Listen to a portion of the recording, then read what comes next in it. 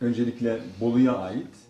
AK Parti Bolu İl Başkanı Nurettin Doğanay Gölcük'le ilgili bir basın açıklaması yaptı. Gölcük'te bir bardak suda fırtına kopartılmaya çalışıldığını ifade eden Doğanay, eylem için seçilen tarihin manidar olduğunu söyledi. Doğanay Gölcük'le ilgili yaptığı açıklamada, dün Gezi Parkı'nı bahane ederek 17-25 Aralık kumpaslarına zemin hazırlayanlar, bugün üzülerek görüyoruz ki çok manidar bir tarihte Gölcük bahanesiyle taşeronluğa devam etmektedir. Hain FETÖ terör örgütünün avukatlığına soyunanlar, bugün ne yazık ki aldıkları bir emirle bir yerlerde çizilen senaryolarda Gölcük bahane edilerek figüran olarak görev almaktadırlar. Amaç toplumu germek, amaç huzursuzluk yaratmak, amaç halka hizmetin önüne geçmek. Yalova'da dün Genel Başkanımız ve Cumhurbaşkanımız Sayın Recep Tayyip Erdoğan'ın dediği gibi böyle asırlık ağaçları kesenlerle, asırlık ağaçları idam edenlerle bir yere gidilmez. Bunlarda çevrecilik diye bir şey yok. Yeşile saygı diye bir şey yok. Bolu Belediyesi'nin komisyonlarında tartışılan ve son olarak da Bolu Belediyesi Meclisi'nde alınan kararla resmiyet kazanan Bolu Belediyesi tarafından Gölcük'ün daha güzel bir görünüme kavuşması için yapılacak bu çalışmaya aylardır ses çıkartmayanlar bugün bir yerlerden gelen talimatla figüran olarak sahne alıyorlar. Çünkü Genel Başkanımız ve Cumhurbaşkanımızın da belirttiği gibi bunların amacı yeşil ya da doğa değil. Biz bu senaryoyu daha önce de gördük. Yalova'da katledilen asırlık ağaçlara sessiz kalanlar bugün ne oldu da Gölcük için ortalığı ayağa kaldırmaktadırlar. Yaptıkları açıklamalara bakacak olursak elle tutulur hiçbir gerekçeleri yok. Proje üzerinde hiçbir somut eleştiri yapamamaktadırlar. Biz biliyoruz ki belediyedeki iktidarları döneminde de tek bir dikili ağaçları bulunmayan bu zihniyet, Bolu'nun dışı gibi içini de yeşillendiren bir belediyenin çalışmasına bugün karşı çıkarken samimiyetten uzaktır. Artık son çırpınışlarını yaşayan bu zihniyet, dün olduğu gibi bundan sonra da şunu çok iyi bilsinler ki, ülkesine sevdalı, Bolu'ya sevdalı AK kadrolar, halkımıza hak ettiği hizmetleri getirebilmek için karşılarına hangi engel çıkarsa çıksın, çalışmaya devam edeceklerdir ifadelerini kullandı.